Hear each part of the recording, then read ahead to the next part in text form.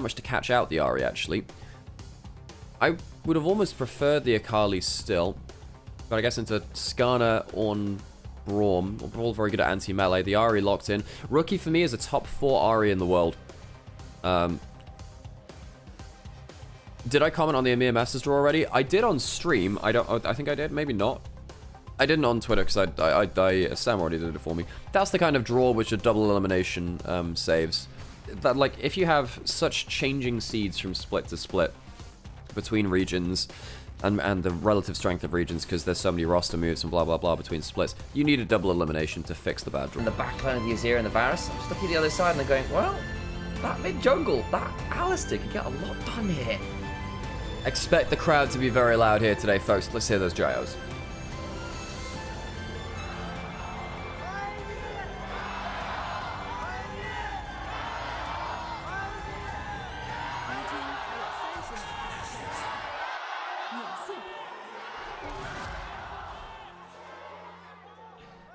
Valiant efforts from both cheering squads there. I think the WE fans are starting to come out of the woodwork a bit the more they're realising their team is actually performing, and Partake is perhaps a little bit behind them. Could all end today, of course. Wouldn't even be that much of a surprise. Top 4 is already a remarkable achievement for this squad. It's just going to be a bit of a fight over that wall. The Shy will throw out an Electro Harpoon, but no one's going to do anything silly like flash Heroic Charge or anything. No, not this time. That'll be for a later game in the series. And, you know, Can't do it's Fearless. We'll be able to do that Heroic Charge thing. That's a Poppy thing only, remember? Hey, there are other people that have flash charge abilities. Well, yeah, but it would be Heroic Charge now, would it? If you scream something very noble as you do it, perhaps it would be. JJ going to escape vision on top side, on bot side rather, starting on Wolves, not seen. There was a ward on Blue and Raptors though, so by process elimination, they are quite likely to know he's starting on Wolves. Mako goes in, gets to use that Braum passive. This is the problem, the Alistair versus the Braum. Could be a real pain. The Jhin and the Varus pretty happy to trade off. Vampire overstaying there, actually. It's a bit of a problem. He walks over the Glacial. I don't think he respected that and took a lot of damage back. Still gets control of the wave, just Taeyuman on the whole. Should get the majority of these cast a little earlier. Gala, though, holding that full shot. Taeyuman's got to back off it. Eats a bit of a chunk back. Vampire lands the passive with the auto. Ends up just being a bit of a scuffle over. I think level 2 should be taken. No, it should be, but it should always be there. The fact that they took so much damage getting to it actually means that Gala and Mako are outperforming the 2v2 for level 1. Because again, like, the Braum is so powerful at that level. The Shine Cube fighting off in this top side. Really, when you get towards level 4 and the second level of Flame Spitter, that's when the Rumble takes over most top lane matchups. Good there, dodging the Molten Spire Cube. Quite hard to do that. Won't get the Brittle proc onto him either this time. It's only applied, not procced. Is it Molten Spire? I always had it down as Volcanic Rupture.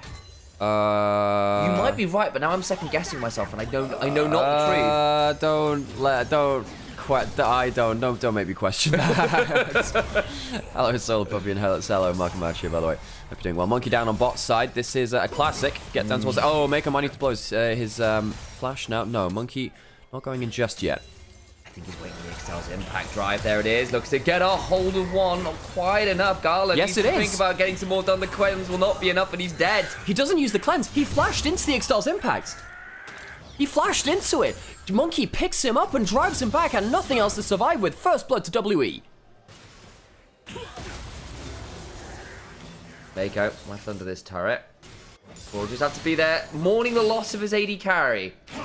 Gala misjudging his summoner spell there. Maybe just a little bit panicked, getting ganked that early, but losing the flash and then also dying. If you'd just taken it and then flashed backwards, you might have lived, but using the flash and still dying, that's awful.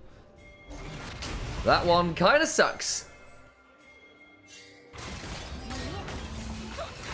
GJ gets a charge into the wall, but Monkey will to drive through it, so should be okay here. Mako's coming over now, though. Barret recall from bot lane has completed. JJ's still going to be able to get in towards the enemy jungle, though, so it's kill for camp steals. JJ ahead in terms of XP. We'll take a quick Raptor steal. Monkey can't really start up his red buff fully. Mako and JJ still over here.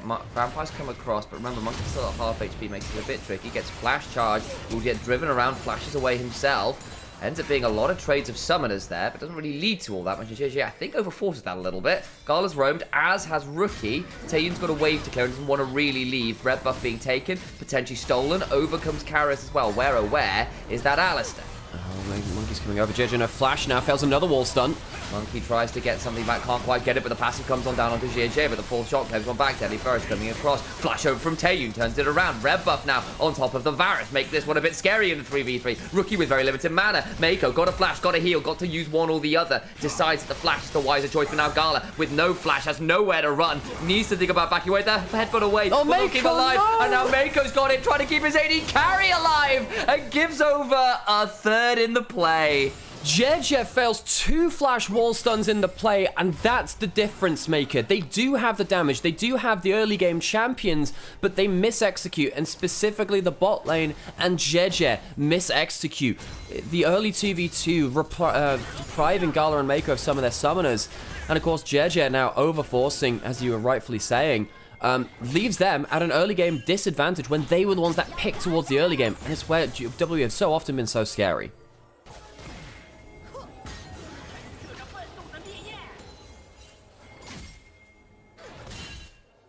Cube now might not be in a spot of bother here. The Shy just hit 6, and Cube needs a minion or 2 before he can get to that. I'm not sure whether he's going to be given the option. Over comes Monkey, though.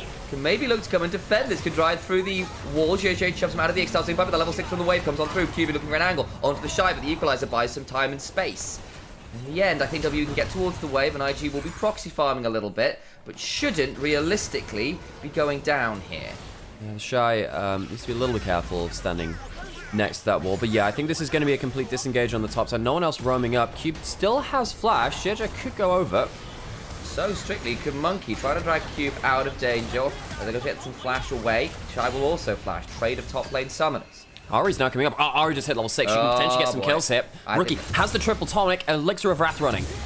Try to get the Nimbus Strike slow, and they get some value. Cube now in danger, and the resets come on through. Nice dive. Well done from Invictus Gaming to get some Vengeance back as JJ just survives the warmed-up turret.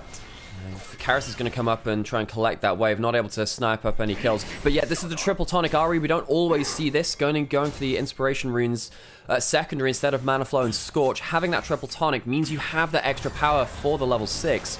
Going back towards this play, JJ had already missed his wall stun. Doesn't get the second one here onto Monkey, which I think is actually a big issue. I think if he'd managed to get that wall stun, the damage would have been so much more quicker to come through. And then the problem is you're playing against lethal tempo Azir, and of course the Varus who gets the reset as well onto his passive, and they aren't being hit. So in the longer fights, they'll always bring more DPS, and IG never find a way onto them or quickly get out. Yeah, Rookie lands a charm onto Vampire, but Vampire survives, and then things do get a little interesting at that point. The gold lead's actually back towards IG's favor because of that top side play. But I think the issue is going to be this where the gold has gone. Yes, your Poppy is strong, but on the other side, Taeyun up 10 CS, 202. It's on one of his most comfortable champions in the Varus, which he has put a lot of successful time into. That has to feel pretty good for WE for all that they are behind a nominal 200-300 gold. Surprised that IG didn't take the Varus in the first round. They had the option for the Varus Rumble, which by my eyes is one of the strongest combos in the game. Instead, they choose the Rumble Poppy, and then they picked up the Jhin later, thinking, oh, well, we can trade the Varus and the Jhin. But yeah, in this game, in the early game, the Varus punishing them somewhat. Bot lane's now into mid lane. The Shy has a bit of an advantage, as you were talking about before. Lane up against Karis now. Shy, eat some soldiers. Aha. Doesn't really lead to all that much. Does look like it'll be the Nash's 2 first on this particular Azir build. Vampire and crew are sat in this bush, but there is a ward, I think, spotting them all end up in here, so they have to have an idea. But the Gala walks towards it, gets hit by the Chains of Corruption. There's the cleanse forced as a result. Are they looking for a fight there? I'm surprised the Gala would walk up and blow his cleanse. I know the Grubs is up there, but still, you know they're in that brush. Why would you give up that summoner so easily? I guess he does buy the Varus ultimate. That's actually a win in and of itself. And of course, you don't have the level 6 on Mako or anything yet to try and body block it. Call the Forge God, though, summoned. Mako burns the heal to try and get out for safety. The Keeper's Verdict keeps some away, but there's still the Impale down onto JJ. It's not the easiest target. Flashed away from Monkey. Into the backline they go. Not the best ultimate from the Shy ever, but does split off WE from really following up. Curtains being called. Monkey now in danger. Cube begins to body block. Monkey needs to drive away and can't. Sniped mid-flight. And now the damage begins to roar through from Invictus Gaming. And IG managed to get another couple of kills onto Rookie as well. Important to note now that Rookie now has, I believe, 3... Oh, no, it's still only the 2, actually. I was wondering if you got an extra kill in there. I was going to talk about Ultimate Hunter stacks, because if you start getting ahead this early, you start to get really good playmaking potential. Early game saved from IG. This was looking very bad for them. You take the first grub. Monkey, of course... being dead didn't help the fact that they could go towards that plate. Is it going to be 2 over? Jeje doesn't have the smite right now. Does get the second one. We'll have to flash out potentially. Vampire has Spellbook, but I don't know if he managed to pick up smite while he was doing that. Appears to be just on cooldown. Vampire going to step on over, and Jeje does get a hold of it and flash out. Well done for him. Yeah, Braum walks up to you, but Braum on his own is not that scary. So 3 grubs to IG, 3 kills towards Jeje as well, despite the misplays as we were talking about in that early red side jungle. Does manage to get some great kill participation afterwards. Rookie out into a side lane, 4 Dark Seal stacks early. He's very happy on the Ahri. And now WE, they're the ones which are going to have to sit, wait, and scale. Very much so, and I think that last play will be a bit of a frustrating one. Thought they'd found the pick, and then the keeper's verdict leaves Monkey all very alone in that play. It all gets a bit more awkward from that.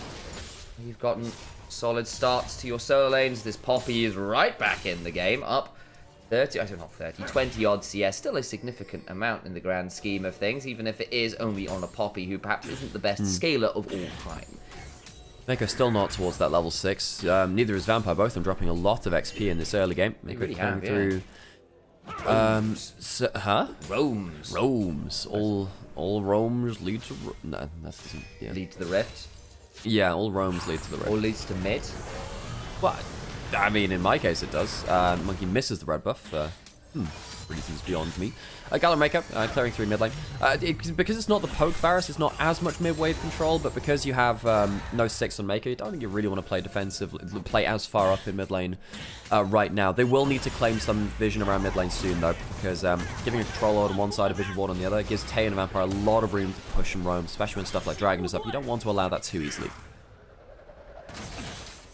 Arrow comes on through. Too much there, just fighting for the mid lane control. Dragon has spawned. No one's taken the early one, so it really is the first dragon of the game. It's been spawned for a little while, is basically what I'm saying. Now, fully fledged dragon. Now, got himself settled into his little apartment here.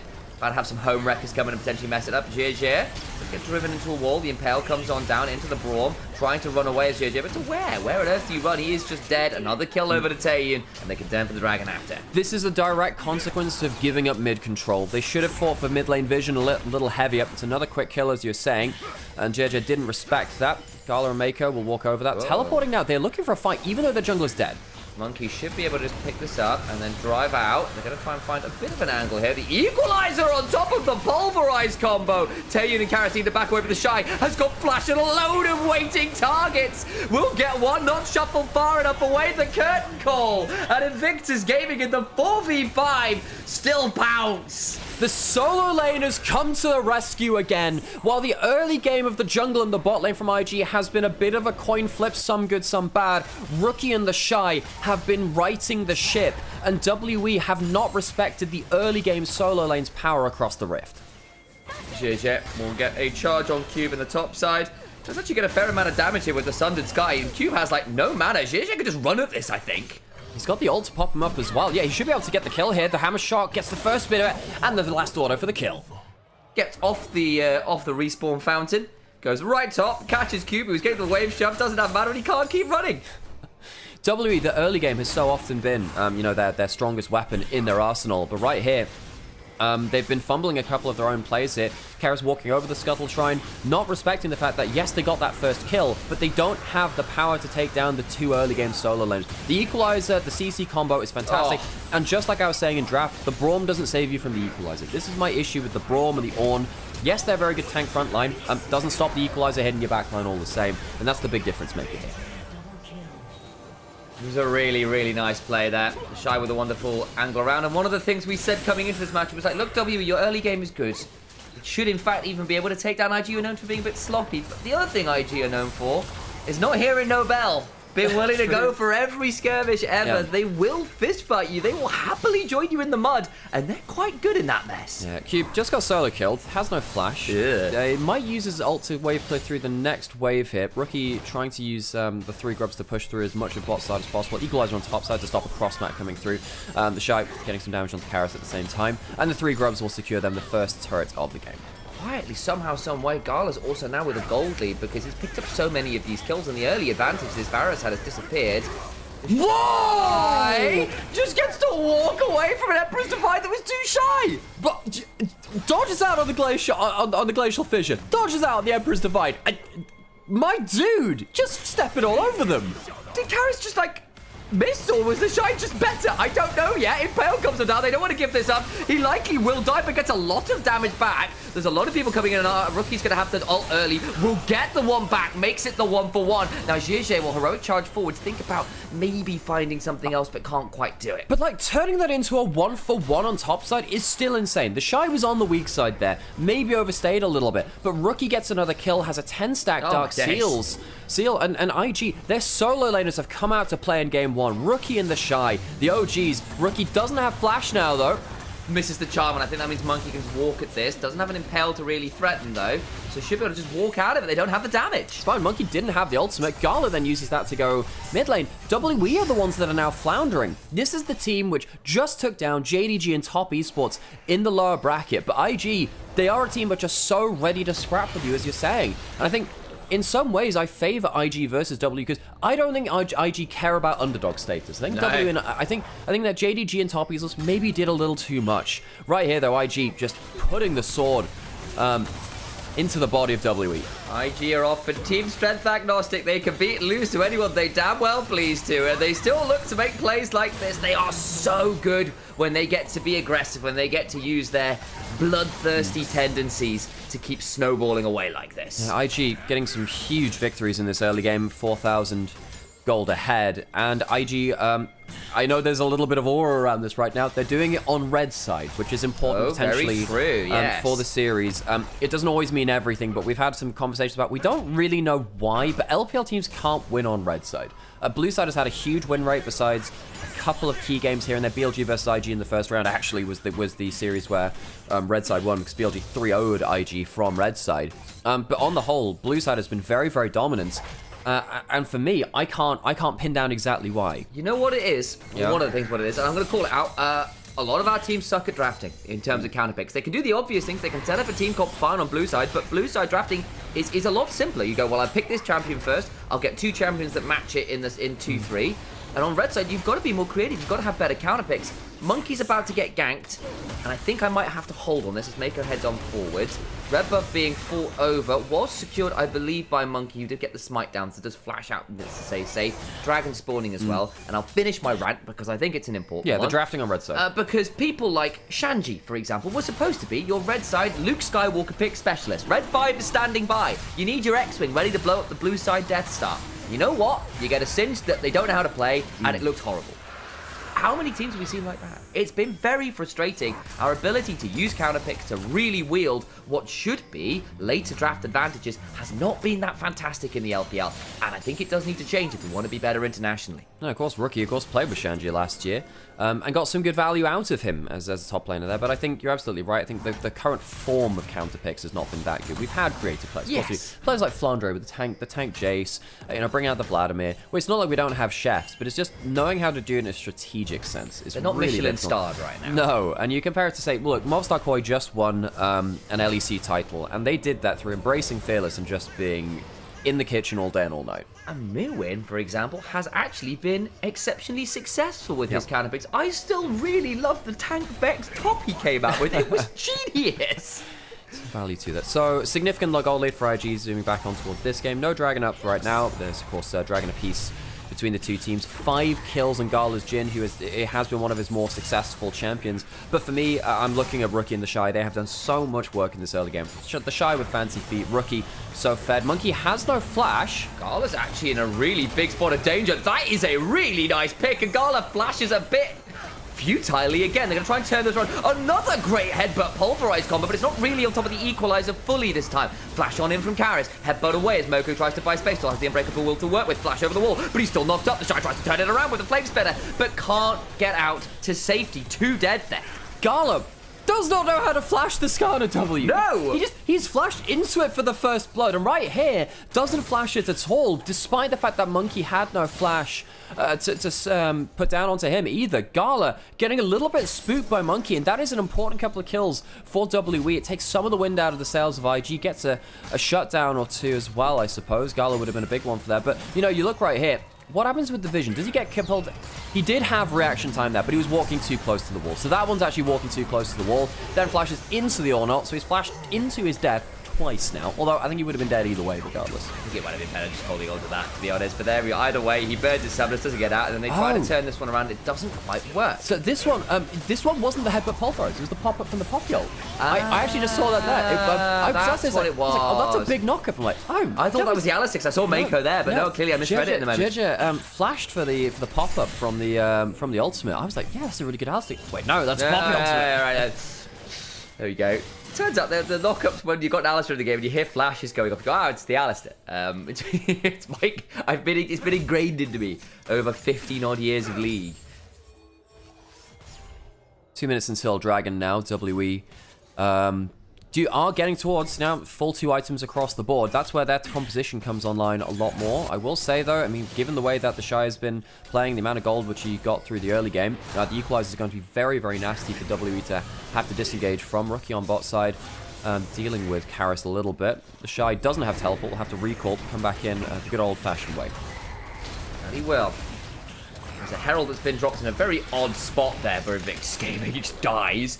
But either way, the turrets are largely down, and IG have claimed themselves a significant early gold lead. It's in some good spots. Ironically, of course, after that last fight, Karis is now back to evenish with the Ahri, which is a bit frustrating, because the Ahri had been snowballing very well. But still a lead for Invictus Gaming. Now looking to potentially punish Rookie, who's got Flash, got ult. They've done a decent job of collapsing here. They don't have teleports to work this one out as Rookie.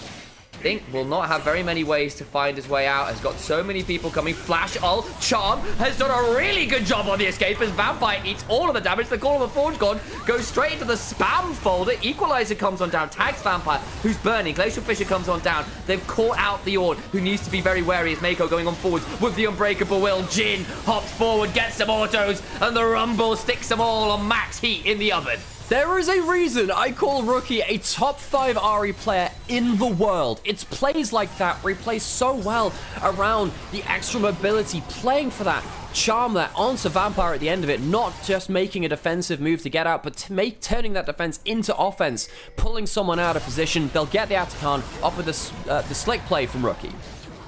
Gone towards the Dream Sled as well, slightly less tanky than things like the Celestial Opposition. It turns out you don't activate the Locket or have the Unbreakable Will, you do get slapped. No, Rookie plays this so well. Pushing up that bot side, very happy with his item breakpoint right now. Misses the first charm, realizes that everyone's coming out the way, but there isn't that much, engaged left. There's no Flash wall stun, brings Monkey out of position. Cube and Vampire stack up a little too far. Flashes first to make sure the Emperor's Divide doesn't catch him, and then goes for the defensive play afterwards once he's regrouped with the team. Really well played by Rookie. Gets a huge amount of value from the escape. Monkey actually doing a really good job there to headbutt. Sorry, Mako headbutting Monkey away means there's no impale turnaround as they step on forwards. They're going to keep his verdict to knock Yorn away, so the front line is out. It's just really well played. I need to see Rookie turn that Seal into some Medjais, but he's clearly feeling a little bit too reserved this game. See, that's why he's not like top 2 Ahri in the world, you see. That one was reserved for Knight and for Chovy. Dragon will go down, second over towards Team WE. It's an objective for them, stops a potential soul coming in earlier for IG. IG now must contend with all of WE in their red side jungle. They want to keep them away from this mid lane turret as they've shoved that in, are looking to get the tier 2, fighting over that red buff. I think that was secured by GG. They're looking at the circles around people's feet. And we'll head towards this turret. Should, I think, be able to get at least the majority of it. Can't quite get the whole thing unless they really want to overextend for it. They're sticking around, though. The Shine Rookie on a flank hand. They are, and that equalizer is so nasty. The Bloodladder's Curse, shredding magic resist, of course, for Rookie to do more damage to you. The AP Black Cleaver. Definitely helping, especially when we've got such a fed solo lane. See some people in the chat saying, oh, but Chovy's not a top 2 Ahri. Yes, he is. Trust the person. Look, there are very few people more qualified than me to talk about Ahri. Chovy's a top, like, the top 5 Ahri players I have in the world right now. This is not always in the right order. I think Knight is the best, and then I think you have Chovy, Faker, Rookie in an order that you choose, and it depends on the form of the day. Then the 5th one kind of switches between a couple of players. I think Caps had some very good games on it. Actually, I think Jojo was fantastic the last time I played him through it. There's a couple of LCK mid laners like Zeka or Showmaker that occasionally go into that list as well. But these players, what they bring to a game, and what we see in a game like this is, a level of carry threat and self-sustainability, self-reliance that other players just don't. And they also accelerate the game to a point where, much like Rookie did here, sees that one opening and just puts the dagger in very early into the game, which is exactly what he did. Rookie and the Shy saved this game from being absolutely washed in the early game. There was a world where they were going to get snowballed on by the team that largely scales better, has the better front to back, has got the Azir, the Varus on hit option as well, with the Ornn and Skarner and Braum in front of them. There was a world where you got really heavily snowballed on, and Rookie and the Shy said no. It was really good work. Of course, people like Mako, people like JJ, obviously a part of that. Gala's picked up a lot of kills as well, even if he's had a few very high-profile fail flashes. He's still 6 kills deep, and it's very scary on this Jhin right now with his Infinity Edge completed as a 3rd item. The whole of Invictus Gaming now in a pretty scary spot. The only thing they don't really have, though, is dragons to work with, which can be a pretty big deal.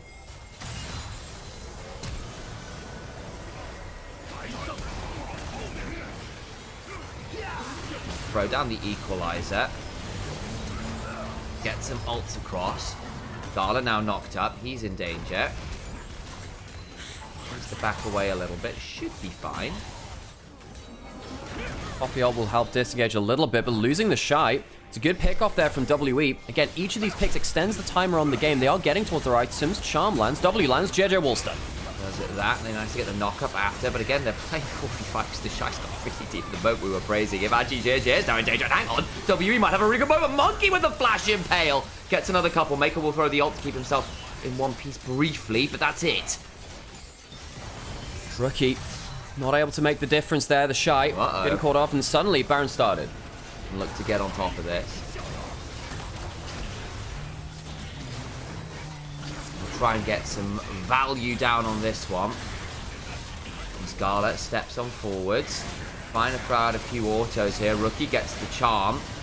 And some exhaust value onto Rookie, but the Baron's now gone. Flash away from Gala, but to what end? Shy can't join. Decent charm again, trying to get some more value. Needs to get the blast going, perhaps uses instead the auto onto Monkey, still ulting forwards. Monkey now in danger. Good weight from Rookie. And they actually do get a couple off. I thought they were dead to rights. Yeah, Rookie with some fantastic body blocks, and the damage from the Jhin and the Ahri means that what should have been a game-changing Baron take ends up losing 2 of them. They'll get pushed back on the map, and actually IG might be able to stop another recall in hit. Not quite, but they'll be able to turn around what could have been a game-changing Baron into an annoyance, but not one which puts the game into W's favor.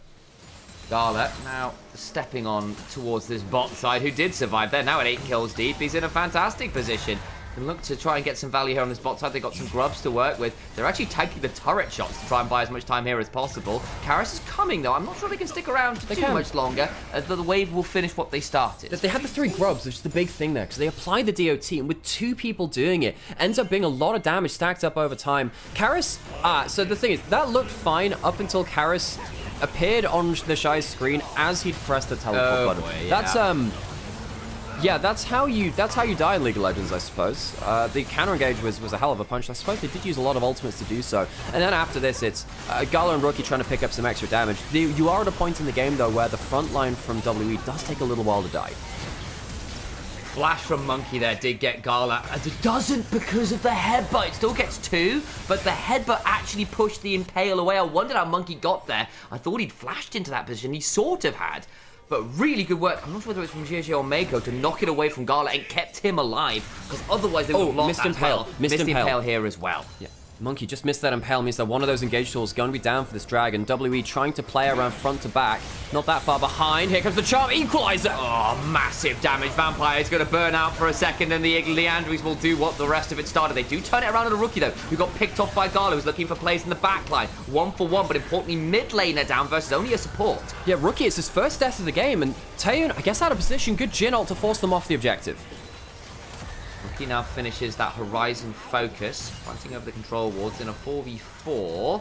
See exactly how this plays. Taeyeon's got a little bit more lifesteal off the wave, so should come back with a bit more HP to work with. No TP on Rookies. I think this should just be WEs. I think it should be. You know, killing Ahri at that point is a lot of the damage gone from IG. He saved so many of the plays, but can't quite do so there. IG, you're going to have to see another Dragon go over, and this is a problem. W are scaling well. It's teleporting back into the play as well. This a 5v4. The Shy with no equalizer. I think they just have to back away on this one. They will. The tank front line getting a little too tanky now. And Gala, by stopping off with the rapid fire cannon, doesn't have tank killing potential right now. Has a last wisp, but not the full Lord Dominic's regards to be that tank killer. Rookie is the tank killer, actually, alongside the Shy. The initial play comes through. It's great damage onto the Braum, but the Varus hits the ult onto Ahri, who gets absolutely blasted. That is an absurd amount of damage. That just fully 100 to 0. That's the kind of thing you want a Zhonya's for. Didn't have it there. Great ult from Taeim, and the orbital laser comes through. I genuinely didn't see Rookie die because I was looking at other parts to fight. You blink and he's gone. That's kind of wild. That means that actually, again, the gold lead gets less and less. No, IG were 4,000, 5,000 gold ahead a little earlier. The Baron buff got them some gold back. They're now up towards 3 items. They have Ornn items coming through. Feats of Strength on the other side to help give them some extra stats for IG, but Soul Point for WE. IG, good early game bailed out by by Rookie and the Shy, but they're now at a point where they have to dip into that late game magic, which they've occasionally had to showcase before, because W have the better tools at this point in the game. TP now coming on through. Got ourselves 2 minutes until Baron. Wasn't a TP, I don't know what I saw there. I think it was a ward. I just said random words in an order. It wasn't correct. Anyway, Karis in the enemy jungle. The Shy is waiting here. Actually, it could be really scary to walk into that rumble, but won't turn into all that much as WE are now quite happily ensconced in IG's red side jungle. If IG can get towards the side lane and use the 3 grubs, they can really open this up. W lands has the Lord Dominic's regards now. A lot more tank killing. Suddenly this Jhin actually does threaten the tanks. He's always been the best tank killer, but at this point, does have enough burst to cut through a bit more. Yeah, when you get towards like 4 items with this, with a 100% crit chance to give you the mobility as well, yeah, it definitely hurts. Rookie trying to play around the Fog of War, has the level 16 for the ult cooldown, forcing W to take the long road home through mid lane. Not necessarily then, defend this mid lane wave actually. We'll have to do it underneath the inhibitor turret, but from setting up in Invictus Gaming's red side jungle all the way back through their blue side to their base gate. IG forced them back. Baron up in a minute. No objectives up on the board to take right now. Quick note as well here that's really important. The ornaments are coming on through. Not really chat about that too much as yet, and they're going to get some really big ones. The Shy going towards his Seekers as well, important there. Give him a stasis for the next fight. That's the kind of thing which can allow him to dive a little bit deeper. Go golden with the Flame Spitter. Yeah, none of that on Ahri though, who, as we saw in that last fight, did get blown up, gone towards the Blighting Jewel, so still has a lot of burst here, but, you know, could still be at risk. Yeah. The actual gold value of what W have from the ornaments, though, as you're saying, and the dragon, does make it so the gold lead just doesn't matter nearly as much anymore. IG did get some vision on their way back out through that topside Mako. Level 11 with the ultimate, so has that extra damage reduction from that. 2 minutes until Dragon. Baron up now. Jack show wit's end on this Varus with the cleanse with everyone in front of him. I don't know how easy it's going to be to actually take down Taeyun in good order. If he gets to get through some of those autos, get that passive rolling, he's going to be a tanky boy. Giant will find Monkey. Hang on, Monkey, you've gone too far deep. He might have gone very deep here, actually. Wallstone comes through as well.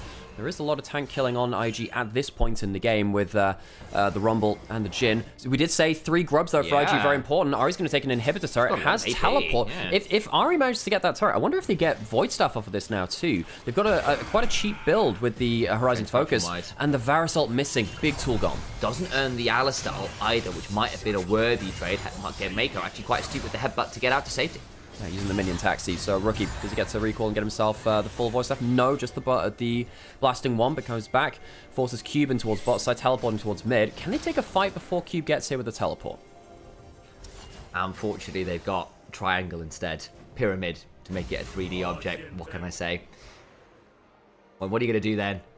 Well, I'll try and play some 4-dimensional chess, I guess, because Monkey's behind them. He was trying to go for this flank angle before. Gala not been great at escaping that Skarner in the game so far. Has flashed this time. Not again. Please not don't again. Not again. Oh, my days, there's so much vision problems. I don't enjoy this. That's a lie. I actually very much do. We're going towards Smoke and Mirrors. Baron started up. Dragon now in 30 seconds would be sold for WE. They start this up and they have very good DPS onto it with the on-hit Varus and the Azir. Onto the Baron they go. Rookie. Level 17 is a real threat off this one side, but the Baron's about to go down. They're going to try and force the fight. Big jump onto Karis. They've stolen the Baron as well. They've got everything they can ask for. Karis needs to run, and the rest of the team is just melting away.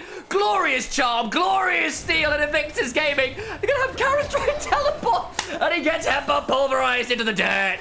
You could make a whole documentary at this point about JJ's objective steals. WE forget the greatest tool which IG have in their arsenal, which is that JJ does not miss smites. Cube goes down, reduced to a square. They have quite literally stopped both attempted TP escapes on both solo laners at the same time. They ace steal the Baron and blow the TPs. That is insult to the grievous injury. That'll be the game. The Baron being taken, so many deaths. This might not be the game on this fight, but they'll take the dragon, take so much gold, and that's going to power them through to such strong items at the end of the game. I don't think WE will be able to find as good a situation as that. They were scaling into the game. They had priority over the objectives. They just bought into a Baron that they couldn't afford to take versus that Equalizer. Every single Equalizer this game has been impactful. You compare the Shy's Rumble to, say, Bin, who had a troubling game the other day. It is night and day difference. The CC chain is insane. The solo lane is great value. Somehow threading a charm onto the backline. That is pinpoint stuff. The steal comes through as well, as there was an early smite. I guess maybe that was from the spellbook of Vampire, but JJ ends up getting away with it. This is just disaster for WE. I really want to call this out as well. Mako starts the pulverize animation as JJ heroic charges someone into the pulverize to get the double knockup on the Equalizer, and then JJ, having done that, uses the heroic charge to gap close to get the smite on the Baron as well. It is a ridiculous combo from IG. So that's now put them 9,000 gold ahead, almost a 6,000 Baron power play, and yeah, IG, they once again have their solo laners really to thank for that. The key charm, the key ultimate from the Shy. Both of them, I think, will be sparring off for player of the game. Again, Rookie, one of my very favorite Ahri players across the world. And the Shy, we know what he can be at peak. He's been actually, weirdly, one of the most consistent members for IG after having a career of being inconsistent. It's been a pleasure to watch this guy find more peaks here on IG. Inhibitor in mid lane already down. They've got a Sun Disc as a fake turret to try and buy a little bit of space in the spot. So Karis at level 17 should be at a real point of power here, but just can't stand and clear the wave in the face of all these IG members, and the waves crashing in and powered by the Baron.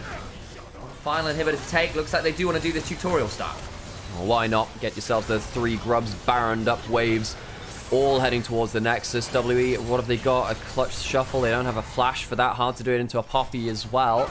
A Cube has an ultimate, but it's hard to make a play in the base because this is the kind of terrain where IG can actually split apart. There is no funnel here for you to put everyone in front of the Varus and the Azir. It's also very on vision. Another glorious charm. The Call of the Forge God summoned in response, but it's only on to Mako, who cares not for the Sons of Gods, as Karis, left golden on top of an Equalizer, tries to escape. Another wonderful multi-man knocker. Braum dead to the Flame Spitter. The Shy goes golden. They have turned it around to the Mako. Is that going to be enough? The Shy dies as well. Kayu now speeding up. They actually do hold the line pretty well there, actually. Yeah, even with 2, 3 clutch charms from Rookie, the first forcing the Zhonya's, the second after that forcing the ultimate too.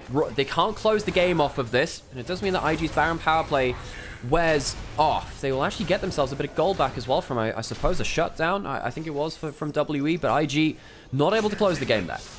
They stood and delivered a lot better than I thought they would on top of that Equalizer. But Lockets and Jack shows are coming on through, and people are getting a bit tanky. Let's have a look again, because I thought it was pretty nice. No, initially, you know, this is after the first charm landed from Rookie. Gets a second one, which gets the Zhonya's out this time. Rookie, very good get value here, but then you are diving double Nexus turrets after this point. The Emperor's Divide is very valuable. JJ's locked out of the fight, and you are going into double turrets here. And JJ was about 0.2 of a second early on the knockup, so Karis didn't get hit by it. He got the slide out and reposition, put the soldiers down. Otherwise, Karis is stuck on the Equalizer. Knocked up, CC'd, likely dies, and then actually you're just playing into a Varus, not the Varus and the Azir. Now this Varus has just picked up a GA as well. It is getting to pretty late stages here, and for all we've just been praising IG, they do still need to close into what is a very good scaling team, and plays like that do make you just pause for a second. Yeah. You do have 3 inhibs down. There is, so that means it's double super minions. You do have triple grubs, which means that IG, if they get any access to towers, game is over. WE need to be very, very disciplined. And IG are the ones which have had the most experience of playing this kind of late game, this split. They did it versus JDG in their first round matchup versus them. By the way, if you didn't watch that first matchup between IG and JDG in the regular season, go back and watch it. Absolute, I don't know, miracles happened in those games. We had double Baron steals, Nexus to Nexuses. Very rarely do you see games as entertaining as that. And of course IG, they've now experienced in that. You notice how they're actually IG, they're giving some gold over towards Monkey because it's not like their AD carry needs it anymore. Karras farming up where he can. IG going back out onto the map. But of course their gold lead is going to become more decorative as time comes on because they're starting to cap out on items. Very much so. Rookie with the Verdant Barrier on top. Here comes the Dragon Spawn. The inhibitors all being down makes it very difficult for WE to actually get out of their base and contest, especially when you have got TPs, when you've got this very slippery Ahri shoving in a side lane. Hard to bring down and ensure they come to justice. Dragon secured, soul point for both squads. We've got a max Dragon game currently as 40 minutes is just crested. So you've got some extra tenacity, some extra heal shield power for each team, which of course quite valuable from the Chemtech Dragon. And of course the Baron will now get started. The Shy, good value onto this. And of course the Leandri is helping from the Ahri too. WE are getting pushed outside of their base. IG might just say, let's take the teleports and then get back into this. Do they want to just finish this? Maybe they do. Good equalizer to buy time. Most wanted is Jie, the King of Thieves. Monkey won't be able to try and steal that title away from him.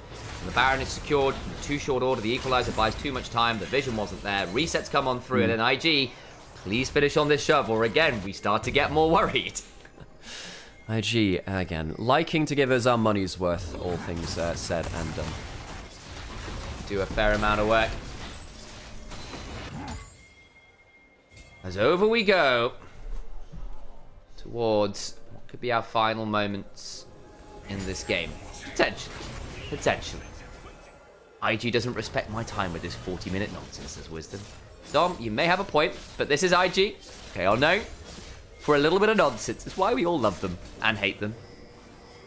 Simultaneously. We had 3 Barons before the Elder Spawn. Yeah, that sounds about right. Quite been able to get the leverage required. It doesn't even feel like IG have been necessarily that poor at snowballing. Just not been able to end the game. Rookie, with the Elixir of Sorcery running, should be able to claim this inhibitor on its reset in about 2 seconds. Sundisk in mid. 10 seconds on the top inhibitor. Shy trying to step on forward. He's got his own Elixir running. GA on guard. Jin at this point, a bit of a kingmaker in his own right. Everyone is trying to struggle to some of the shorter range moments.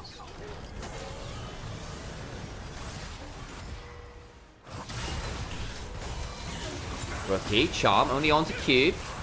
The Kale's used. Rookie, that's the ult down, but again, not the longest cooldown at this point. Continue to find his Charms again on. Second inhibitor comes down. Again, it's not the pick that ends the game.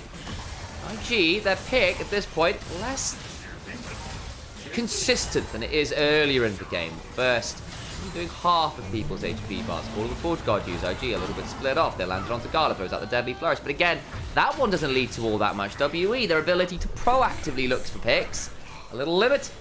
Last inhibitor. Under siege, IG playing this one slow and steady.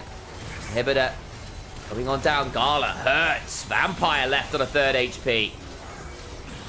Needs to run away a little. Wave in mid lane, cleared out. Final inhibitor goes down. Just gaming.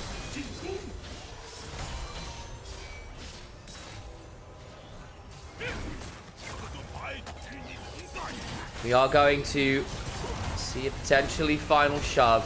Cube forced to flash from another Charm.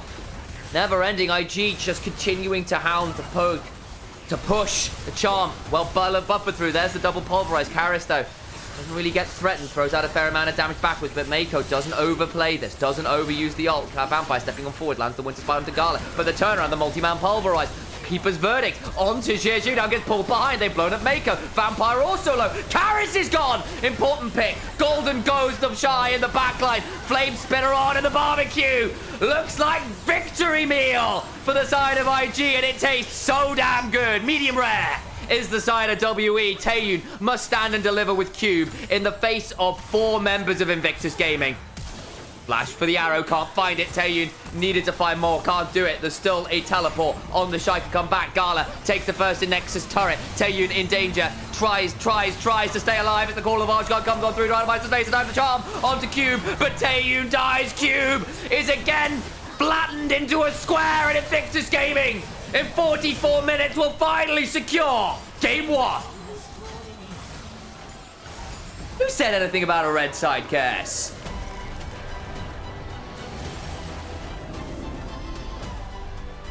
Your consistent DPS.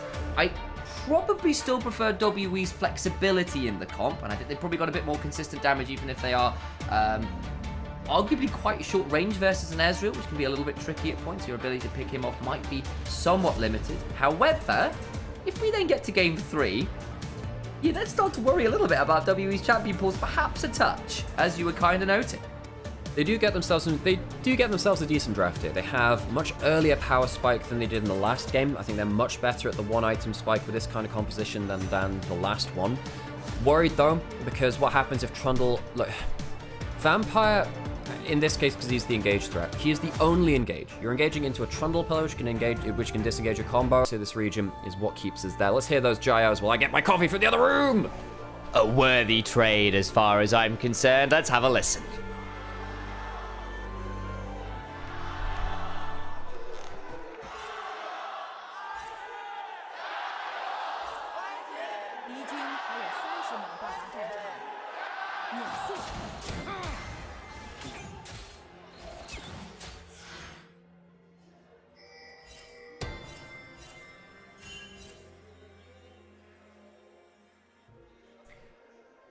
Anything exciting in this early game? No, not really. People threatening to put down wards, but not actually doing it. And that's kind of it. It's kind of it. Oh, where did that volume go? Come back. That was scary. Ugh. It's doing it again. Stop this. It is silly. Silly, I say. Okay. Eats a Blade of the Ruin King. Not the item, but the spell. Yeah, no sword eating here, no circus party tricks. Rookie on the Annie. Played this last time they faced WE. It was his late game engages alongside Gala and Mako's. I was against Taeyun and Vampire's Lucian Nami, actually. I remember that, because Vampire had quite a difficult Nami game. And they ended up coming out on top in the late game. It was hyper late game, that one. Went very, very deep, much like that first game. Seems like these two have a propensity for going the distance. Rookie starting with that Q will go for another stun here. Trading quite well. He gets stun alive. Means he can potentially get himself towards a level 2 trade. Stun him into the W cone of fire. Bot lane, level 2 being fought over. I think that Taeyun and Vampire will get the level 2 just first. Maybe not. Crash down used to go backwards. Good double Foss bomb, that. That kind of skill shot does actually last through lane. Rookie using the Molten Shield, actually. There's that level 2, not the cone of front, not the thing. The Disintegrate. Incinerate, the other one. One of those two. Anything happening towards this bot side? Yes, because Monkey, you could tell from that camera movement, something's happening here. Monkey walking over that vision. Goes to look for something. He's gone for the free camping in. Flash on forward from Vampire, but Gala just arcane shifts away, and Vampire down the summon a spell. Monkey is here in the Harrowed Path. Gala tried to stay. Oh, he just missed the Spectral Maw. Tried to read the step forwards and didn't get it. Gala staying largely within range of the XP. Gets to pick up that one, dodges the Foss bomb. A waste of time, and now Monkey's going to have to reset. The Trundle's got a full clear on him. That's the problem. You do not want to be falling behind a Trundle in an individual matchup. That champion abuses individual power spikes like very few in the jungle do. Gala is going to have his recall stop. That is annoying. It is a slight advantage, and the wave is against them. You do actually need Jada to come down now just to fix that wave. He'll try and get that reset off early here. I wonder whether he's got something like a tier on back, which might be a worthy option. Indeed, there it is. So Gala's like, look, I'm not going to be able to play for this wave. My health bar's kind of low. Back with the tier. I've survived the gank. As far as I'm concerned, job done. Yeah, especially... wow, Monkey, credit to him. I know that some people are saying that, this is a rookie team from WE.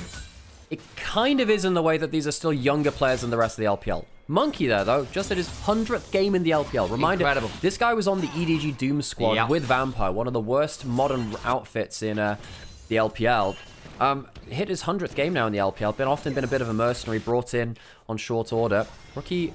might need to be afraid of a flash forwards, which is exactly what Karis did. That was good music, as it happened, indeed. And again, it's also worth noting that people hit their 100th game in the LPL really fast, guys, because you get 100 games in a year pretty easily over here. Hang on. He needs to be a bit wary on the reset timing. And he's coming on over, so is Mako. They might want this play, and Monkey's going to be forced to flash. Yeah, Monkey actually knows, actually, that's a problem if I end up getting chomped down by the Trundle. Once you get some levels onto that Trundle, the Q, one, does a ton of damage, but also steals so much of your AD. You end up losing AD Brawler to AD Brawler fights very, very heavily. And that's pretty unusual because Viego is normally good as Taeyun. Going to get eating a lot of damage there. Throws down the Valkyrie. It's a long cooldown early. The Shy caught inside the Dark Procession. There's ghouls everywhere. No, the Pandas! Not the Pandas! Karis is in mid lane. And they'll get another kill there as well. JJ gets that first real big pillar of the game. You know, Monkey has been the guy that really started this up, you know, in the LPL. Having such a good value here. JJ, a player which has forever been very versatile within the LPL. Right here, Vampire taking a lot of damage under here. I mean, pillar into stun, what do you do? They will get that nice combo down, and they get the value then again. Rise, not that great without the flash into the Trundle, can be a problem. The Shy on top side also surviving. Monkey heading his way up there, has no flash to force the play. Cube, not that much mana to work things out either. JJ also on the top side, has that first kill. Not managed to have his first back yet. Can he get here in time? Try and do something here. Gets the rupture time and should just get to back away from this. Enough minions died that the Shy was healthy enough. Has the Feral Scream. The Shy gonna maybe look a little bit further forwards. Does have the Trundle in the back pocket, but they're not going to turn around and try and look at it. JJ's going to get his first back now too, which is important. Full Phage first back. Wow, yeah.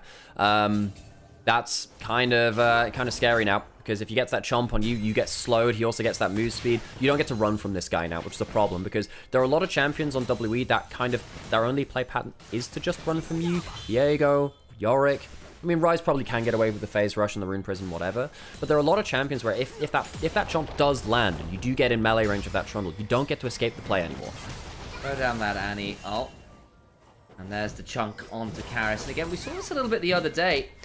From a few teams well, we've seen this just in general around the world, in LEC, in LPL, where people using this Annie ult pretty aggressively for chunk for wave clip.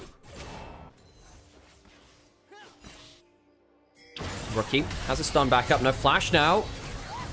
Rookie going to be jumped on here, doesn't have the flash, stunned up with the rune prison, and WE get one back quite happily. That's nice that Rookie thought he had a bit of a safe window, didn't because of that flash. Vampire now returning to bot lane.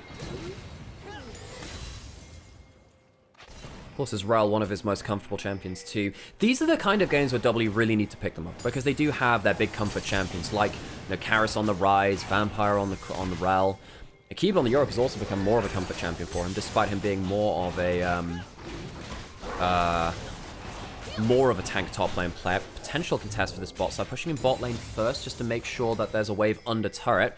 Now going towards the dragon itself. They get that engage on down. They'll get some damage. Pillar doesn't really lead to too much there. I need to see whether the Trundle is matching skins with the Cho'Gath as well. If we got ourselves Fright Night / Broken Covenant for the kind of cool, synergistic, spooky skins. I mean, I would totally play for just an entire like Bloodborne series of skins, like on the Cho'Gath. That is such a cool skin. The Broken Covenant stuff is typically very cool.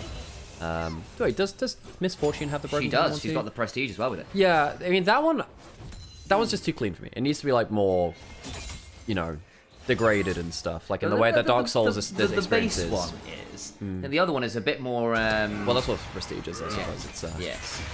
It's the Shy going to get themselves caught in the Dark Procession again, but does kill out that wall fast enough and murders a few of those guns. Chomps the Maiden and gets rid of that one short order. Probably a worthy trade of ults, honestly. It is. For the first few ults of the game, when you only get to stack up to 6 max from that, but the first 6 ults you use on the Maiden are effectively free at that point. You get the extra stacks onto them, and you get to stop Yorick from having an ultimate. Perhaps that's why Cho'Gath is being used more from Yorick. Into Yorick, kind of stops them from having much value. Multiple grubs now being taken by IG. Darla does his best to get that wave shoved topside. Cube actually getting shoved under this turret here. Mako's around. Without the Maiden coming in, it's gonna get tricky. Without the Maiden, he can't push up nearly as much. Mako flashes over. Shield of Daybreak, flash in trade. Cube will get hit instead. by a pillar and a zenith blade and gets chomped, and that should just be a kill. Getting a decent amount of healing back, but it's just nowhere near enough. And that's another kill for IG. Zug Zug meet Zug Zug. Yorick and Trundle, both champions that love to just walk at you and press their Q button. Turns out that JJ has more help with this one, though. So the Shy chomps the Maiden, means that there's no prio, means that JJ can walk up and get that kill. Monkey will take some camps on the other side of the map, but JJ's already done the same to his Gromp, so it will be a camp steal on either side of the map. While this is happening, Taeyeon is hitting the bot lane turret, but IG have 3 grubs, so they also kill turrets quicker, so they're still ahead, just a step in this big cross map. Shy needs to be a little bit careful there, but Monkey won't full send into the bush, and so no real skirmish to be seen. Grubs were taken by IG, but the plates have largely gone the way of W in the bot side right now, though the Shy just get to clear out the wave a little bit there, trying to threaten Taeyeon with a feral scream or something. Can't quite do more than really wanted a grasp. Sometimes you walk up and you're like, give me the grasp, give me the grasp. I really want this HP. Give me my HP. Can't quite do so. But yeah, IG, in plays like that, you must remember that there are 3 grubs on the side of IG. They will kill turrets slightly quicker. Maker roaming effectively around the map. Taeyeon forced the Valkyrie. Ooh, shorts the Valkyrie as well there. Got a little bit dicey, but we'll be fine. I think if he had gotten hit by that, that would have been a Leona full sending afterwards, and it could have been a Corki in some seriously dire straits. JJ up towards that top side, 2 kills now. This Trundle is going to be a huge problem for W. Like a huge problem. If he ends up ulting, particularly the Rel later on after she's propped the Aftershock, that's the tankiest person you do get to kill. It's not like you're ulting a Scion or the Cho'Gath, of course, on your own team as well, but W are going to really struggle to kill this guy in good order. I think IG will be able to pin down someone in front of the Trundle once they've been ulted, and they're going to die very, very quickly. W used this technique to beat the 2 teams that they've come to this point. Shy now gets a chance to demolish and use the 3 grubs. Hasn't got the Halo Blade, I don't think.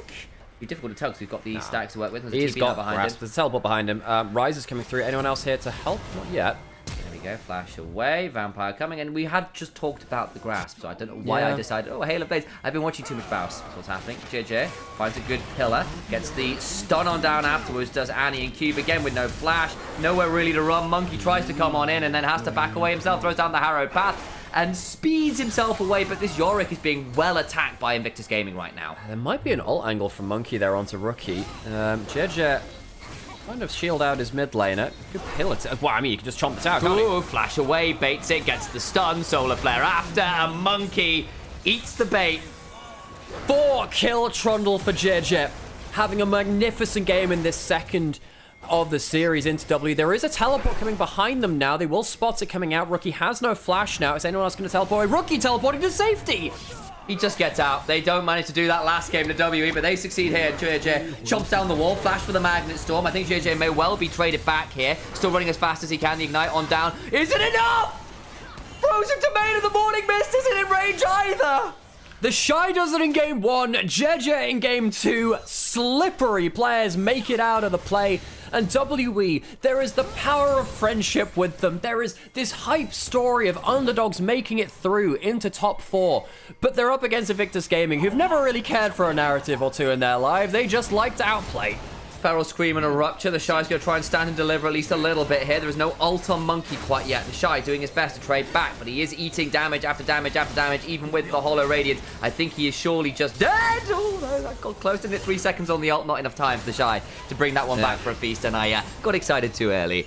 IG, still have a lot of time in hand, though, because W took so long killing the Cho'Gath, and they also did use double ultimates to do so with the Realm Warp, and, of course, the Heartbreaker as well. They should get themselves towards the Dragon. Cube getting turret plates on top side is annoying for them, though. No, he doesn't have the 3 grubs. It's still a Yorick. You don't want to give him that much gold in the early game. At least you get your second Dragon here as IG, so that should be done. But I think Yorick will be getting this full turret, which should even up that early discrepancy he's picked up. Have a plate and a half to get, but I think with the Sheen alone, should be able to get some threat down. But I think the Shy maybe has respawned in time to defend that turret in at least part. Rookie pushing out bot side, Cho'Gath returning towards top. Has that Hollow Radiance for wave clear, the Bramble Vest to deny a lot of the auto attack from W, auto attack damage from WE. They have 3 auto attackers. Rise not exactly involved in that list, but everyone else getting some down there. I think it's also worth noting Monkey has gone towards the Kraken Slayer build on the Diego. We've seen a lot of Trinity Forces into Sun Disguise. We've seen a lot of some guy Black Cleaver builds back in the day. Kraken Slayer is absolutely something you can do on the Viego, but I want to see what he turns that into. Because sometimes this one pairs up with like a Collector and a Immortal Shield, but you kind of go very aggressive on the I am the carry, even if I'm squishy build. Well, I think Jedge is the carry on the other side, which is partly what informs this build. You don't want to go tanky versus the Trundle, because he just outvalues them that. You want to go as bursty as possible to try and get that slim window, and maybe you can outplay before he presses that R button. Of course, HP is HP, always very valuable if you can get that Triforce. It's not as like you build resist that heavily onto the Viego. I think just in general now, that Monkey's going to have a hard game. Viego, one of the worst champions in the jungle from behind the game. You need your team then to let you into a reset, and the rest of the team is not exactly doing the best either. Mako having a fantastic game, has flash and ult. Oh, Solar Flare lands into the Zenith Blade, into the Shielded Daybreak, into overcoming JJ, who throws down the Subjugate. Karis caught just on the wrong side of the pillar. But it doesn't matter because the Chomp comes on through and he dies regardless. Ulting over the wall onto Gala. That's an interesting pick. Has got flash, was not expecting that. Maybe forced to burn it. Decides not to, interestingly. Thinks he wouldn't have survived afterwards. Monkey now with the body stolen. Gets hit by the stun. No, Monkey! Monkey gets his first reset and immediately dies, and Taeyeon has no Valkyrie. He gets it now. Luckily, comes back off cooldown. I don't think they can. They can keep hunting for more. The Zenith Blade and the slow. And he burns out his Xie, claims it off the red buff. The sad B emote feels very apt this game. The champion which carried WE to this point, the Trundle, being used against them 7-0. Jeje having a monstrous game. By the way, this is a very fun fact. I doubt it will stay this way, but we did a bit of trivia during a pause a number of weeks ago, where if we have a pause, we try and get you involved and have some enjoyment in that. Only 6 players in Tier 1 have ever won a game whilst also having all the kills on their team. One of them came from the LPL. I believe it was Fofo on Tristana last summer playoffs. That's what he ended up doing there. Most of them have been AD carries, weirdly, within the LCK. Jeje might be the 7th player to do so if IG somehow win with only kills on the Trundle, which would be that'll be aura farming in playoffs this deep into it. Very much so. The Shy running at the Yorick, who's still not going to get that turret. TPM, Vampire on a flank behind, gets a decent engage, but Gala still manages to get out to safety. Mako just doesn't give a damn. There is no follow-up. Vampire sidestep the Solar Flare, but there's then in range for the pillar. Comes on out. Morning Mist comes on down, but the rainbows that Yorick throws do not match the damage from Gala, who finally gets a kill on someone that is not Trundle. And our Vampire's on a comfort pick of the Rel, but it's not an easy game to make things work. Normally you think, well, you know, there's a lot of immobile targets you can engage onto. You are the only engage. And if you do go in, you're very likely to get countered. Flash forwards, Taeyeon forced to cleanse. It is going to cleanse, but then it leaves Karis out to try. Tries to speed his way out. Oh my god, the burst. Now, sadly, just as we were talking about that trivia, 2 kills picked up by Gala, so JJ will not be the 7th major region player to win a game with all the kills on their team, but he did have a good 15 minutes of that. The Shy, now pushing up that top side. IG, so far ahead. This has not been close. This has not been close at all. I think Monkey being ahead for WE is such an important factor for this team's wins. You look at like the top esports series, they ended up getting Trundle into Sejuani. Unplayable for the Sejuani. Monkey gets ahead in that matchup. The team knows how to play around it. This time, though, they're forced to pick a Viego into the Trundle. Doesn't feel that great. The Monkey can't do that much with it. This is after the play, which just happened at top river. Flash forward, Taeyeon. Not able to turn and fight. Allows, it means that Karis, who's kind of left alone there, no damage to support him. Very quick kill. Rookie putting down so much CC and damage. Turret top side still remains the bounty now. Cho'Gath's going to go up and clear it. I think it does just go down at this point to a quick combo. Got Thornmail now. He's level 12. 7 stacks on the ult. He's got 3k HP to work with. Mako might be in danger here as they try to engage onto him. The mount-up comes on down. The Shy in a 1v2 and just doesn't seem to care all that much as Gala helps murder that Rel alongside JJ, who picks up another kill. And then Gala will then get the existing one onto Monkey. Cho'Gath feasts the rise and everyone's just dying. Taeyeon and Cube need to keep running, but Rookie, with the speed up from the Molten Shield, gets another stun, and they just pick up 4. This snowball is unrelenting. And WE, who have so often been that team that can do the creative engage when they fall just a little bit behind, have not been able to do so. Taeyeon, no cleanse, no flash Mako. If you can hit a Zenith Blade, maybe something more interesting can happen, especially with Gala bringing in the wave. This is free fall now. I mean, just go find Cloud. It's a Final Fantasy at 20 moment, really. This game is over. Did you just say find Cloud? That's a Final Fantasy at 20 because it's FF? Yeah. I did. That's a really good line. I quite liked it. How did you... Don't think you could just slip that in there and make it mean that I would just miss it. That's a great line. Dragon is now up. And while normally I would be against, you know, destroying the Earth and its creations, because it does tend to annoy Genova, IG might have... I've got Mako. I mean Mako. I mean... And Mako, I mean Mako. I mean Jeje. I mean... Oh my god, he's in a 1v2 and doesn't give a damn. And heal himself back up off the crop. Did not have the subjugate up and available. And if he had that, would have been absolutely disgusting. Vampire now caught out a little bit too, tried to go help his jungler. That's the kind of play which might be able to turn things around, but Monkey just doesn't have the damage to beat out Jeje. He's way too strong in this Trundle. He really is. He does feel a little bit like one of those Final Fantasy raid bosses. Maybe there's 14 of them. He's not actually 14. He's got 13 kill participation. He's one more. I'm just saying, if any of you played the Ruined King game, Viego was a hell of a boss fight. He was. We'll say, though, I mean, my favorite boss fight, I really enjoyed the Thresh and the Mariko boss fights. They were really good. Honestly, all of the boss fights did a really good job of making the champions feel like the champions. Yorick had a cameo in there, too, which was cool. Was fun. Yeah, good times. And that's what we're reduced to talking to, because, look, the gameplay of this game, folks, kind of shown us what it's going to. W have not found a way to engage successfully onto the backline without falling prey to the Trundle. This Trundle has stopped engages, it has picked people apart piece by piece across the map. W have not unlocked their split pushes, and IG have very quickly used the Annie and the Leona to pin people in place for the Ezreal and the Trundle to wreak havoc.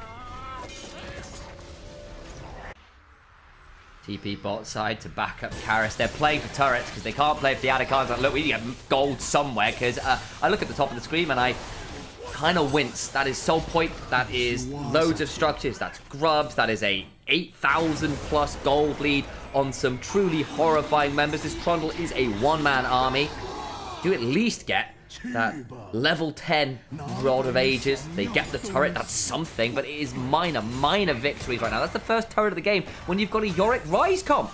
The Shy will clear through this as well. Very hard to just kill him under turret. If this Cho'Gath has been shut down, maybe you could look to burst him out as he looks to defend this. You can't even do that there. Terran getting another objective bounty, though. Let's try and get something there, but we'll dive for it. Gets the bounty and trade for his life. Arguably worth with no dragon or anything to trade out, so you take what you can get. They get double objective bounties. That is a win for WE. It's just, will it be enough? Giving up the Anti-Khan means that IG... A couple thousand gold back, right? It does. You know, the Anti-Khan for IG, definitely valuable. Kind of like helping their flower count, which was something that W were also managing to stack up quite well. Taeyeon, not that far behind Gala right now. No, he's not, actually. Quietly doing quite well, and that's despite Gala being... allegedly up in CS, got a lot of kills. He's only 400 gold behind. That's the power of bounties, I guess, right there. I never really liked Coconut anyway. Shy and Rookie, the solo laners teaming up again. Mako has ult. Out comes the pillar. Solar Flare comes on down. Took me longer than I would have liked to get that one. True Shot Barrage splits the uprights. I think the Z-axis looked a bit funny there. I'm not going to lie to you all. Either way, True Shot Barrage does not. They do get the tier 2. Getting stuff like flashes out of Cube, though, is a really big thing. I think Mako's had a great first 2 games. You know, the Alistar in game 1 had some clutch knockups. I think that here on the Leona, he has been by far the better support. The support diff has been very, very hard, but I think the big thing for me, the support jungle diff has been so far in favor of IG in this game. Last game, it was much more even, and that's why it went towards that late game. Particularly in the jungle role. I think that Vampire on the Braum struggled a little bit more. If W want to come back in this series, they need to find a way to get Vampire into a more comfortable team comp. He's on a comfortable champion, but as the sole initiator into triple tanks with anti-tank potential. Look, realistically, a Rel engages onto a Trundle. What can you expect to happen when he's got 9 kills? You're just going to die. You need to find a way to have a composition where you don't have to deal with this kind of crazy frontline with so much CC. Just have all the resist you stole, get stolen right back when Trundle presses R, and you go, well, that kind of sucks. So you need to not have that in future drafts. WE, they have forever won through getting ahead with key playmakers, whilst Monkey is also ahead, because Monkey has been a great facilitator. But right here, I mean, W, they fell apart very early. I think the laning phase was good for IG. I think that Jeje's early pathing was very impactful as well. And IG, no, let's be honest, I mean, shout out to TFC and chat, who is like the IG super fan in our community anyway. Of course, there are many people who are super fans of IG, and shout out to all of you. But, you know, TFC very rightfully pointed out, I think people are underrating IG too much. Remember what happened against Weibo? I mean, I was someone who's saying, well, look, Weibo could take a series off IG, and of course they have done before. Didn't happen, though, and IG, despite not being, I think, like the hype favorites, because it's so easy to get on top of this WWE hype train and say, wow, what a exciting team to watch. They're an underdog story. They've got a lot of like players which we've never seen before, as like people coming into the LPL. I speak from the perspective of someone that's not been watching as much LPL. IG, now this is a team which has consistently kind of bodied teams below them in the standings, and they did beat WWE twice in groups, and you can kind of see why. Occasionally they just hands check you. Well, they do.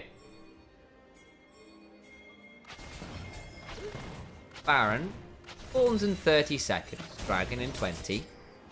Sole point for IG. They can, particularly with the Cho'Gath feast on top of it, make smite fights very tricky. Chicho, this could get dicey. Here we go. Frozen Domain comes on down. There is the Pillar of Ice.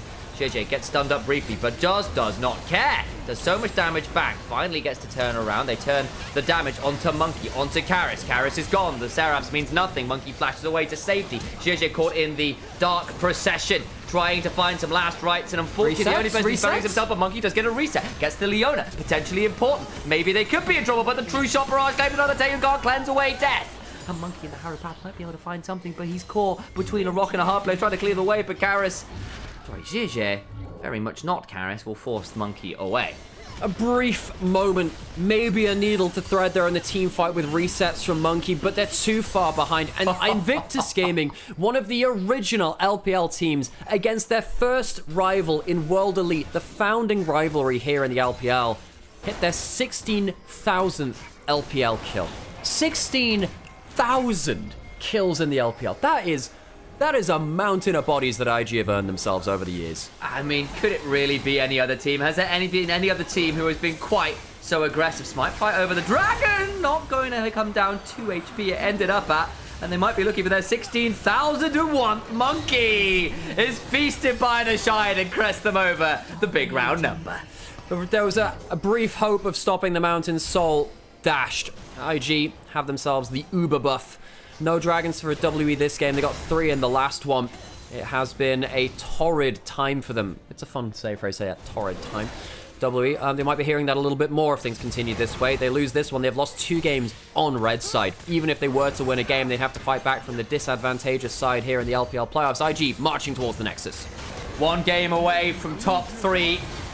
1 game away from loss for WE. They have to find the reverse sweep from this point, and IG just look better. They have mauled this early game.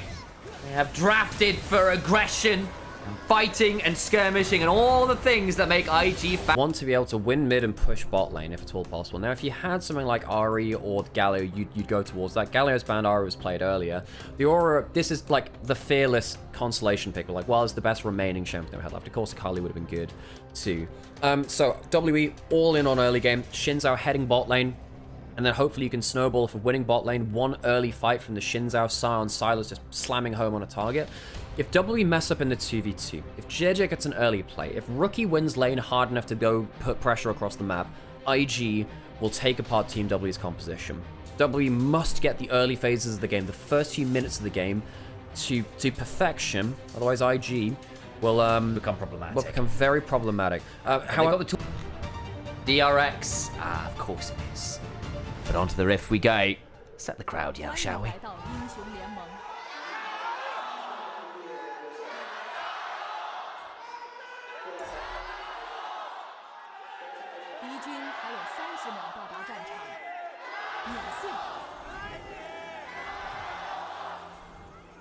People are getting a little confused between the IG and WE chants, I think. Oops. It's fine. Everyone cheered.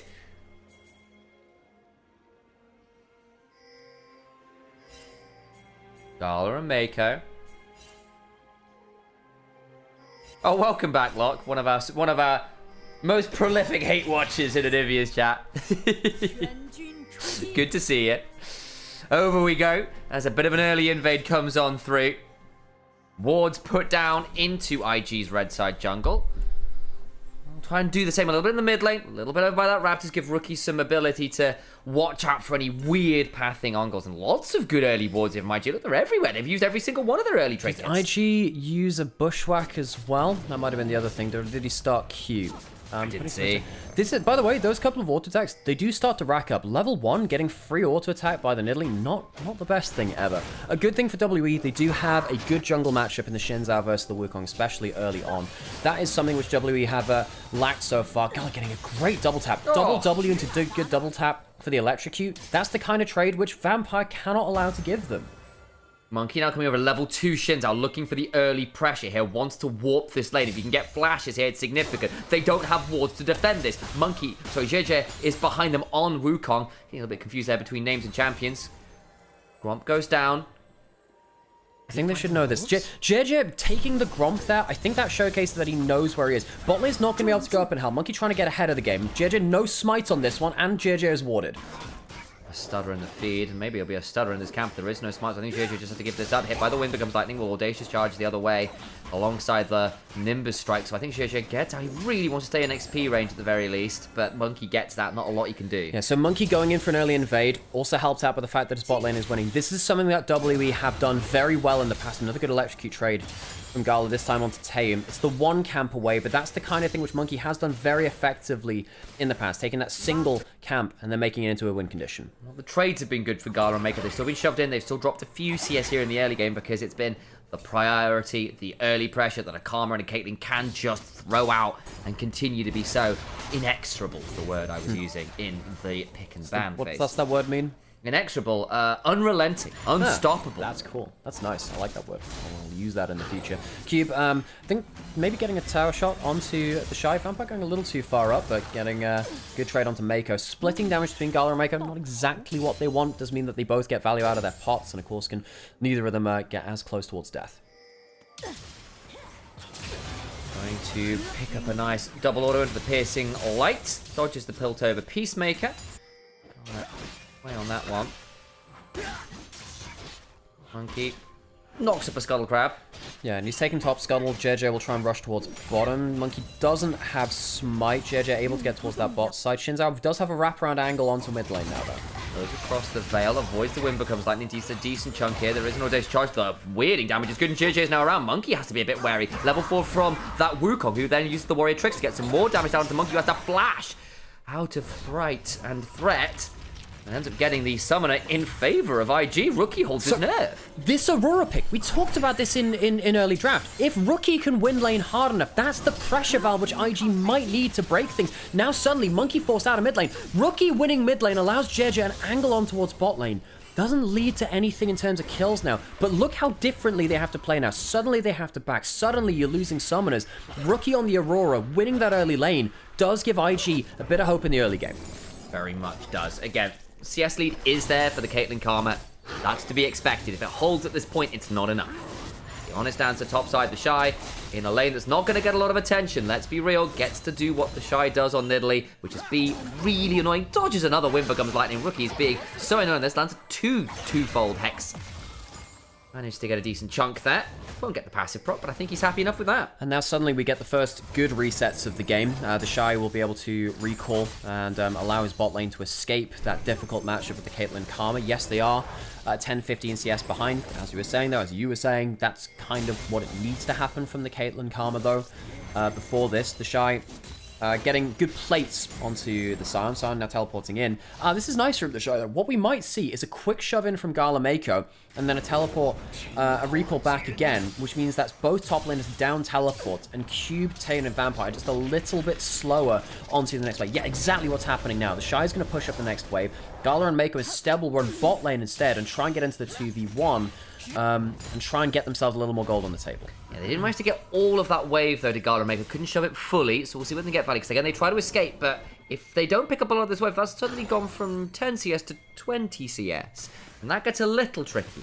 Yeah, but the Shy, just being a wave ahead in terms of things, is probably going... It might buy either a plate or the ultimate from the Sign. Yeah, there is going to be a bit of CS drop there from Gala and Mako, so not the best... them, but still, again, hiding the lanes away from the Caitlyn Karma, a good thing. Doing their best with that one. The early Berserk Greaves on the Caitlyn, very annoying. I know there's been some discussion about whether Caitlyn should go Berserk Greaves, actually, from certain people who are big players of the champion. We've seen, yes, the Berserk Greaves are fantastic if you're looking to get turret plates and stuff, but maybe not as much burst as some of the other options you can take, or just skipping boots for other options early. See that the Shy trying to get the wave in so we can start looking towards the plates, dodges out Night Cabinet and the Alt Q. Vampire, you gotta hit those. Those are very easy to hit, but when they miss, you definitely don't like the fact that your mantra is in such a low cooldown, long cooldown. Very much so. Gala gonna do his best to trade out here. Is about a level behind, or half a level behind, so wants to try and pick up as much experience here as he can. Get this next plate, does so. The Shy gets that, gets a bit of a chunk, stops Cube from getting his Soul Furnace proc on the wave, so delays the clear of that. And in the end, stop that back from being as early as that Scion would like. Gala getting the double longswords as well means that his Electrocute proc does get a little more value as well. Searching Bubble into the brush. Vampire has his mantra back up and look for that double Q. Not stacking together. You don't want to stack together against them if possible. Ooh, hang on. Did just Relentless Pursuit forward to allow us a good route. There's the heal in trade. Trap comes on down, barrier traded back, but Mako's only eats a lot of the damage. JJ has level 6, he has level 6, this could be huge. Flash, and they're walking into him! He's just gonna be able to jump on forward as the Cyclone is Shy. Tried to hold on to it. No, it was the heal from Vampire. Vampire heals to get the move speed, so it's actually an ult for a summon. That's a win for JJ. It always doesn't get the knock up and only gets the heal. I was hoping, I think, for both sides that they get a bit more there. Can't quite do it, but they'll take the win they can get. Yeah, I think any kind of summon away from the Caitlyn Karma, often a victory. However, WE still managing to hold on to that bot lane advantage for now. Gala and Mako, of course, blowing their own summoners as defensive tools in that last plate. Means that they can't necessarily abuse that cooldown as well. Rookie running top side now, Cube. You already used his ultimate, and yeah, the tower shot's keeping the going forwards. Cube going to be forced to flash there, stays alive, but the summoner down. And Rookie finds a potential angle up topside while the Dragon's going down. Grubs are up, and I wonder whether we might see some contest around that. But of course, Rookie's roam, that's actually going to cost him a plate here. Whether it's going to be entirely worth it. The Shy gets to keep putting pressure down, gets another Demolish proc, so all things traded. One of the mechanics there on the Nidalee is that you can throw your auto attack, go into a Cougar form, and get the melee form of Demolish, so it gets the full value. It's really annoying. So that's what he's doing there, getting full value. He's gotten, 2 plates on top side right now, close towards 3. JJ heading towards the grubs on top side. Of course, very big win condition for Nidalee. If you're already hitting that turret, makes it even more deadly. JJ needs to be a bit worried here, because Karis can steal the Cyclone, and then potentially mess with JJ under this. Will Nimbus strike towards that, avoid the chain lash? Where is the rest of the squad? Resetting from WE. Going to get here in about 30 seconds. In a moment here for IGE to try and get as much as they can out of here. But JJ doesn't get over the wall with the Warrior Tricks and needs to flash now. But Karis will follow. But now he's on the wrong side of this. JJ just goes down though. Rookie's around. Going to try and trade this one back. The Aqua Prism just shy. Karis low, but does get to abscond away. So JJ, an overestimation of his abilities there, gets killed by the Q-Max Silas, gets the double proc of it, kill goes over, and this is where the game might start to turn really in WE's favor. They'll get themselves the double grubs, the bubble missing that. Colin comes on down, gets a bit of damage back to his Garlet, courtesy of that hilt-over Peacemaker hitting him in the head, so Taeyun manages that well enough, doesn't really get as much there, I think, from that early culling as IG were hoping to. Tried to get a barrier out of Taeyun potentially. The gold lead again, the CS lead, still hanging just over the 20 CS mark now, so starting to go a little bit further. But while all this is happening, the Shy is stacking up a cull, getting quite far ahead of the Scion. He's one of the players which does get value out of Nidalee beyond just the laning phase, which of course is the worry for champion before this. Jumping again and seeing if you can trade well against Karis. Well, ready to steal in the best way here. The Silas steal in Nidalee, you get like a form, but it's not fantastic, and it cuts you from using your own abilities. Yeah, also it was on cooldown there as well, so yeah. Wouldn't have mattered in that trade anyway. But yeah, in the 1v1, Nidalee as a bruiser AD pick, very, very hard to beat out. The Shy trying to match Karis, teleporting from both solo lanes to other sides of the map now. Missing the hole, lands onto Gala, but there's an ebb and flow that will be available at some point soon, so that will soothe some of the wounds, and there's that ebb and flow we were talking about. Gets a 3-parter, always feels good. Taeyun going towards Collective first, interestingly. There was a heal summon effect, actually. Wasn't quite. But I mean, yeah, it is good damage, but it's not the full kill, which means that he can still recall. Happy to do so. Is good. Manages to get the resets out of both there, and that's going to give more priority for this Caitlyn and Karma to keep shoving. They've not been dissuaded from doing that all game.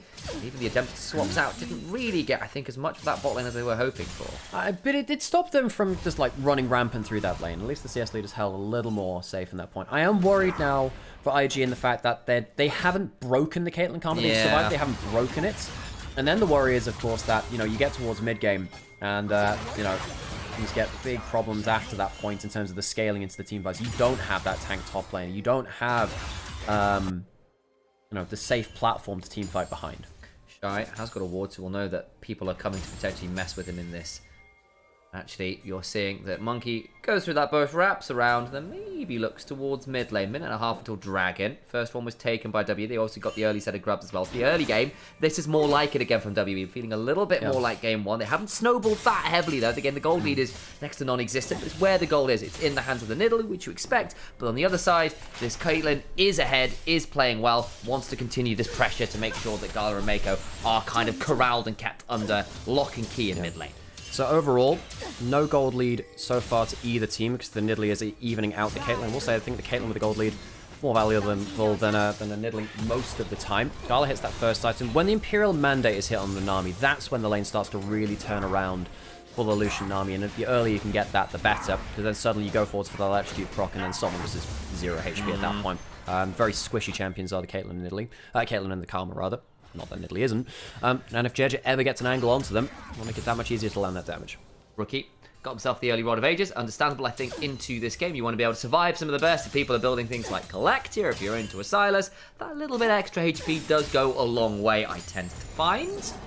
Dragon spawning in 20 seconds. See whether anyone wants to play for that. Xie has been pretty aggressively farming his own camps here and has got himself a mild gold lead. But I think on the Wukong, wanting to play for that Trinity Force makes some sense. The Shy's going to get a second plate down here. And now up 1,000 gold. And got the Cull nearly cashed in as well. Triforce, Demolish, the whatchamacallit, the thing with the heal. Whatchamacallit, I know it. Yeah. The heal Primal which gives Primal Surge. That's You actually did know what I mean. Yeah, I did at the end. It took me a second. It's like, the heal. Gets him double plates on a single wave. That's one of the reasons why the Nidalee top lane is so powerful in the hands of some specific players. Gets himself double plates, 1,000 gold up now in that individual matchup. Gareth's going to try and go forward. Does get a decent Golden Duck combo. Gets the Kingslayer and the Petrotype bursts rolling as well. The Q missing there from Vampire Dragon up. Imperial Mandate just hit from Mako. Root comes on down. There'll be a tidal wave to try and respond because, of course, there was the trap coming on down in Gala. Now left in tricky position. Xie off on the flank. Maybe looks to come on in, but so is the Shinsan. Also coming up. Bit of a messy exchange there as both teams testing. It's the clone that's being attacked by Monkey, but he gets his 3 Talon Strikes stacked. No, some really good W's from Vampire, despite his Qs not being good, which is arguably the harder part, the easier part of the kit. The W doing well, though, from Vampire to allow that trap combo after CC into CC. That Q misses again. Again, he's missing the Qs, hitting the Ws. How does that happen? Dragon started, WE looking to get 2 on the board. And I don't think IG want to contest. They just want to bide their time, get a bit more gold before they face off against the annoyance of trying to unroot a Caitlyn Karma from an objective. Yeah, between the Chevaliers and the Defiances, Rookie goes between worlds. I might have to discuss Stops that the recall. Wave not there for a while yet. The renewal comes on through. Gala will get hit by the Manticore, the Soul Flash. It won't be the renewal. Remember what the base form W is. I always have this issue. I don't remember exactly what it is. Either way, Gala will be down at half HP. Aqua Prism goes wide. Mako not really landing those either. We'll try and let's pursue forward. There's a Chevalier plus the W. Threatens Gala enough that he has to flash away. The tether would have been too deadly. Front turns around as Xie trading with Monkey over the Raptors. We'll look to ult. Rookie now coming over himself. Looking to find an angle. Monkey ults in turn. So ult for ult, Jeja could have flashed forward some more. Decent damage from Rookie. Rookie's doing quite well at trading on the Aurora. First turret falls, but still it's even gold because the turret on the bot side from the Shy has been shredded so much. The plate's getting a lot of value. The Shy not really able to influence this kind of skirmish though. He's very fed, but not in a team fighting sense. WE get both dragons. They get 2 of the grubs. They'll go towards the Herald now as well. They also then get the feat of strength. So those upgraded boots on the Caitlyn feel real nice. You have gotten that mid turret as well when you're playing a Lucian Nami. We talk about mid control all the time. They don't have it in the slightest right now. Yeah. Again, even gold lead, but the objectives stacking up towards WE are nasty. Cull cashed in for the Shy, which will be nice for him in the individual matchup. There's actually the magic resist item for Q coming through. Of course, there is mixed damage from the Nidalee, especially when you're building so much auto attack damage. You get more physical damage, but most of your kit is magic damage. Getting another grasp prop, and Cube just forced to just kind of eat this kind of damage, but he doesn't like playing around that. Again, if you can get away with a Hollow Radiance, you really like to get a Hollow Radiance. It does feel good. You've got, like, Nami empowering people, and there's still the Aurora to deal with. So, you know, I can see how you can justify it, even if it does suck for the early lane, and it was always going to suck. So maybe you just say it as a wash and do what you have to, and in fairness, the rest of your win con is largely online. Again, the gold not showing it, but the objectives are there, and the Caitlyn is now at 1 item with those upgraded boots. We are getting towards the point, I think 2 items is where IG probably peak as a composition, because you get the 2-item Lucian, the 2-item Nidalee, and then of course the Aurora as well, very strong at that point.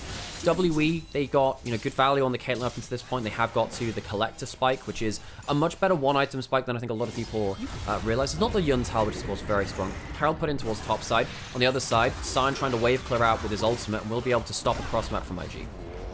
Doing his best. This is still pretty low. Cube, at this point, caring a lot less about the Nidalee. Rookie's going to be here to try and defend this turret. Goes across the veil, gets a weirding down onto Karis. Turret should be potentially safe between worlds used for wave clear. Gets a decent chunk there with a bit of Fated Ashes burn and Mako empowering him with a Swift Tidecaller's blessing. Yeah, it's JJ on the bot side of the map to make sure that Cube can't wave clear as freely. The Shy will take this in the next wave as long as aggro is onto the minions, and it is, which means that the Shy will take this wave, and Cube now well, no, JJ doesn't want to go towards that. It's still going to be the Taren out then. Be a fairly long attempt to kill him with the flash. Might be a little hard to consistently lock down, even if he doesn't have the unstoppable onslaught. Had to think about which unstoppable one it was. There is no Malphite in this game, so there is no force variety of said unstoppableness. The Shy was 2,000 gold ahead now with that Cull cashed in going towards. What is it going towards seconds? But sometimes it's the Starix actually for the CC. Sometimes we do see stuff like the Sundered Sky though. Yeah. Or the Shojin. Can be either of them. Got like picking up the red buff from his own allied jungler.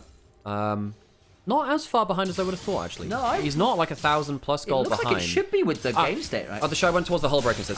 Same build path towards the Starix, but it goes towards the split pushing item instead and just goes, alright, we got 1 grub, it's good enough. Doing well against Cube in the 1 item matchup, but kind of surprised at that.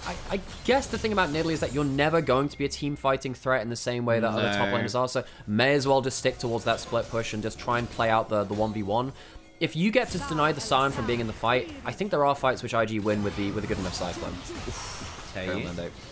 Does go forward and get the Imperial Mandate chunk. There is the Renewal plus Shirelia's combo. Misses the Inner Flame. Bit of a heal coming on through, but it is still some nasty chunks coming on through. Yeah, on the other side, though, you can see that Imperial Mandate starting to chunk back now. That's when the matchup gets more interesting. And of course, the trap they're missing from Teo and the Tenacity just enough. The Shy trying to get this wave into turret. It takes so much damage to Cube. Jeez, that Hullbreaker is nasty as hell. A level up now as well, just on the breakpoint. It's about half a level all in all. Doing the best on that one. 20 seconds on Cloud Dragon. Cloud Soul could get a little annoying this game. Don't want to give that over to things like the Shinzo and the Silas in particular. Monkey, ooh, might catch Xie here on the reset. It's empowered by the Tidecaller's Blessing. Remember, Nami passive will give you that speed up. Throws down the Warrior Tricks to Mako.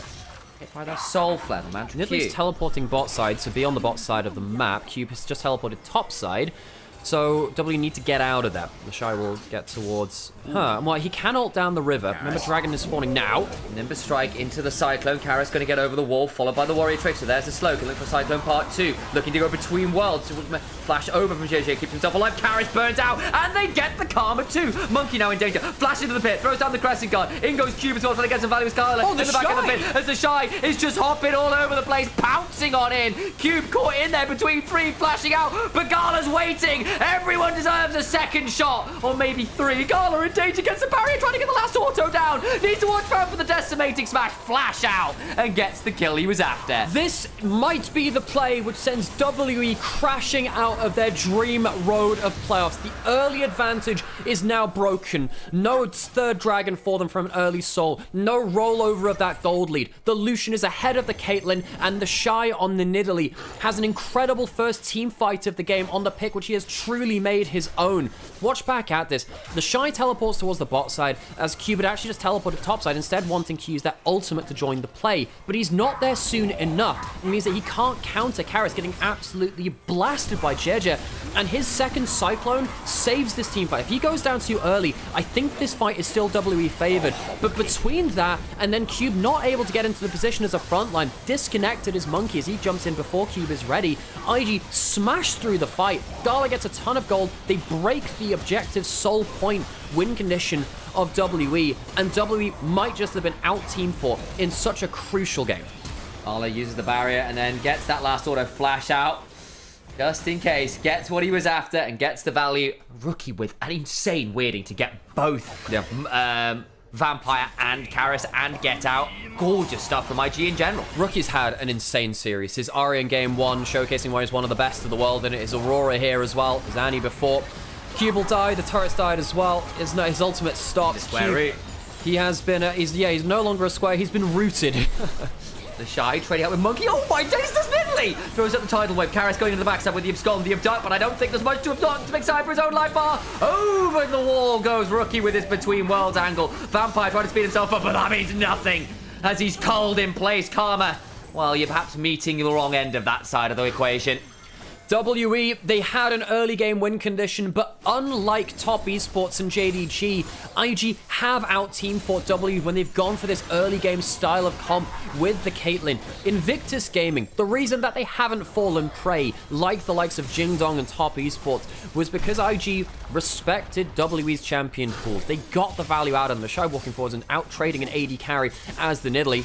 Trap trying to catch him in place, but the Shy does not give a damn. He is 3,000 gold ahead. The Shy, fantastic series from him. You need to snowball in this champion. He's done just that. Let's have a look again, because I think the Shy is the one who spots this off. The thing about the Shy is, like, he is the only Nidalee top lane in the world that actually team fights well on the pick. People use it to win lane. He uses it to be an obnoxious brawler and vampire. They can't 1v2 him. They can't 2v1 him. God. He just turns it around. The Hull Breaker means every 5th auto attack gets an extra chunk of damage, and he's getting so many auto attacks down. He probably gets like 4 Hull Breaker procs in this fight, which do scale off your max HP. Nasty damage, and W just didn't. They don't know what to do about this Nidalee in the top lane. They have no idea. I mean, who handles it? Especially if you've got the hands to just dodge your way through everything. Just keep pouncing around, keep getting those autos off. One of the other things about the Nidalee, much like we had things like ADRE, is your target access for autos. It's just ridiculous. A really important point in chat as well. A cat with whiskers saying in Onivia's chat, no shame in top 4. WE, if they do bow out in this last game, completely agree. This is a team which I didn't think would make groupers then. Yeah. I mean, if you they were listen a game off losing to Ultra Prime. Yeah, they lost the game to LG. The Shy is going to get caught now. Quite hard to kill off, but I think he's dead to rights here. May well be. They teleported in. That means Rookie's going to have a horrible time here. Oh, IG. They do this occasionally. Rookie and the Shy both go down. Rookie trying to teleport to save his top laner. The Shy caught out. It was a good teleport from Cube to cut them off at the pass. IG will lose 2 kills. There's nothing to transfer this into, importantly, though. They're going to walk into the bot side jungle, try and take a kill into a kill, but I don't think there's that much they can do with this now. They'll have to take the kills and go out. In game 1, when that happened, they got Baron, and that led to the game stalling to 40 minutes. This time, there's not that to have go wrong. Yeah, I mean, the Atakan already inside of IG. They catch out Jeja. This is better, but they break the W tether from the Karma. Still got a flash to work with, burns it. Monkey goes forward, the Audacious Charge. They've got the Tidal Wave. Over comes the Unstoppable Onslaught. Nimbus striking for the heal. Decimating Smash for the slow. Aqua Prism lands. Warrior Trickster. Jeja gets the heal. Monkey eventually has to flash, but will likely be traded by Gala as a result. Karis tries to get onto that. Nami can't do it. And Gala's left to free fire. The Shy's TP'd in. Now Cube's in danger. They overchase into the Lucian. And he's always been a god at culling people down. A triple for that one. WE buy into the chaos, and you might have adopted the chaos. IG were born in it, molded with it, and they didn't see a clean team fight until they were already world champions. Invictus Gaming, this is the kind of gameplay that they have thrived on no matter the roster. Even when Vampire was on their team, losing against his old organization as their old classics came to them. Now the Baron spawns. IG get ahead of it. With the jungler dead, this should be a free take. Oh, it is. Suddenly Gala comes away with an unofficial quadra kill. Monkey's back. Gonna feel very frustrated about that one, but what an outplay by Gala and Maker at the end of it all. Bought time for the Shy to come back on in, and they just stand on business. They've always been known to do it. Sometimes at least the TP's in the bot side, and sometimes they just dance all over it. Even the teleport earlier, in a different world where the Shy lives a second or two longer, it changes things. The Jeja probably should know better than this, folks. You know that they've just run through bot side, but I think real credit to him to say, look, I can split the difference here. I can cut them off at one side if I've got close. Wukong's hard to kill. Very hard to kill on the whole. Nami manages to buy some extra time, extra mobility from the Warrior Trickster. Taking so long to die means that you get multiple procs of the the Imperial Mandate from the Nami, which brings an incredible amount of damage. The reason why Lucian is so good is not just the Imperial Mandate and the Electrocute kind of all stacked together for a big burst. His Vigilance passive, when he's healing and shielding, means that his DPS goes through the roof when there's continual heals and shields come through. As long as he can keep cycling through those passive autos, he does so much work. The Vigilance there, empowered by the Thornbow and Atakan to get additional people low after you get that first pick off. It's nasty stuff. Oh.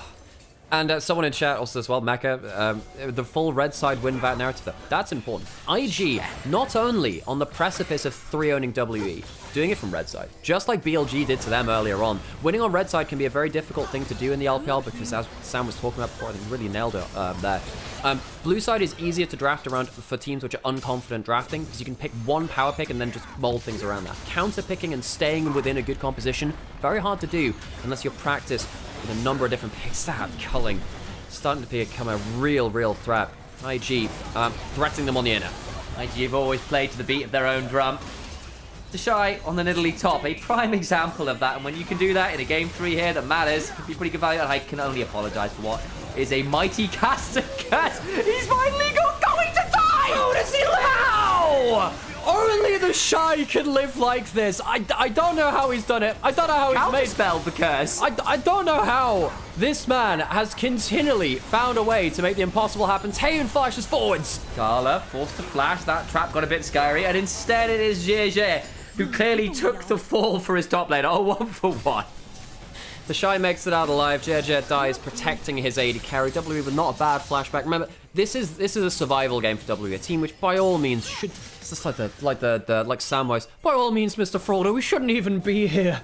When they're at the foot of Mount Doom, sadly, they will not be the ones to carry the ring up to the top of Mount Doom of the LPL Mountain of Playoffs. IG might have an extra chance to defeat the Dark Lords BLG in the next round. Villains to some, heroes to many. IG will want to see if they can become the protagonist of the story. Karis, he's had such a good glow up on this playoffs run. Karis, a reject from the LCK mid-table, bot-tier table team, does such a good job trying to find this playthrough here. The body block from JJ saves the Shy's life. And in perhaps a universally funny number to hit, he goes down to 42 HP, the answer to life, the universe, and the Shy's health bar. Where were you when Hap Gondor called for aid? Where was Hap Gondor when the Westfold fell? Many questions. Many such questions answered here on the Nymaera channel. The Twitch stream is lit. Hap Gondor calls for viewers. And Onivia shall answer. Red buff taken. Significant gold lead. IG. You know, we did say later the game goes, the worse things get for them, but I think they've reached such a gold lead now where the Lucian is going to completely destroy the Sion. The Sion is not the front line which WE needs. They're not going to be able to defend against the mixed damage, the mixed tank shredding of Liandry's, of the continual DPS from the Lucian. Of course, you've got the Black Cleaver on the Wukong as well. I don't think WE can functionally teamfight unless IG makes huge mistakes. Not anymore. 7,000 plus gold over to IG. Makes that 8.5 as I do my maths again as the turret goes down. Ain't getting easier. At the very least, Taeyeon is somehow within touching distance of this Lucian. 201 versus 704, and it's still only 200 gold lead. I just don't think it's enough at this point in any way, shape, or form. Yeah, Taeyeon, he's been getting most of the farm for W is the real answer to that, right? Because while he has a 50 CS lead, mid lane down 30, top lane down, 40 as well. So Taeyeon's been fed the farm to try and power farm with 3 to 4 or 5 items. Caitlyn is not great at late game team fighting in this kind of game though, where you need to not kill one person, you gotta kill 5. Because killing one person, if it's easy in front of you, Caitlyn can do that. Because she's not an area of effect champion. She hits a single target, she hits them very hard. You're gonna have to hit 3-4 carries. Vampire, yeah, you don't want to walk into that, Nidalee. Did not enjoy that experience. It's down 5 levels, by the way, currently, so not a fun time. Karis needs to be very afraid. Flash, Nimbus Strike, looking for the Cyclone. Wow. Just hijacks it. Does not matter. Oh my days. Karis become very mortal. Base will be broken. Vampire was spotted on top side, which means he couldn't be in mid lane to turn around the play. IG find the mistake first. Inhibitor down. JJ Force sends a Taeyeon heal. Sped up by the Shurellies keeps him alive, but on very low HP, and the inhibitor has fallen as a result. Victus Gaming. It has been 5 years since they've been a top team. You know how long it's been since they've reached a finals? 2019. Oh my days. A year before that as well. Pretty sure they didn't make it through to the finals in 2020. WE, they reached top 3 in 2021, just a year after IG were kind of bowed out of top 4. They had that incredible lower bracket run to make, to sadly just miss out on regional finals, I believe it was. They made that lower bracket, that gauntlet run, then knocked out of the double elimination format. Bloody hell! Flash from Vampire. Rookie just casually throws a couple skills at him. Looks like an Eagle strike coming on in. Eagles never miss. I've been playing a lot more Helldivers. Sweet Liberty yells at me. Maybe Liberty, my leg! Baron's going down as IG will claim what should be the victory march for them. Shy. Now in mid lane. Monkey goes on forwards. TP behind. The Shy going to try and mess people up. There's Vampire. Now caught in an awkward spot. Rookie eats the ace in the hole. That means nothing. Monkey flashes away. It doesn't matter. In goes Cube. The unstoppable onslaught. It looked very stoppable to me. It's a lie. As the Shy dodged the abscond of Duck trying to throw down the redemption to hurl up. The Shy's not needed. Karis now having to run away from the Shy. Just keep dodging everything.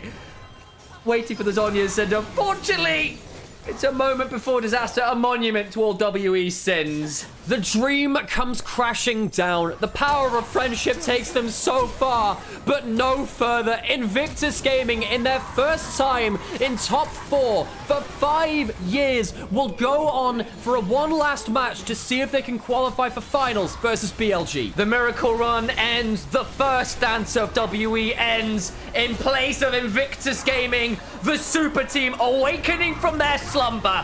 They are top 3. They march on to face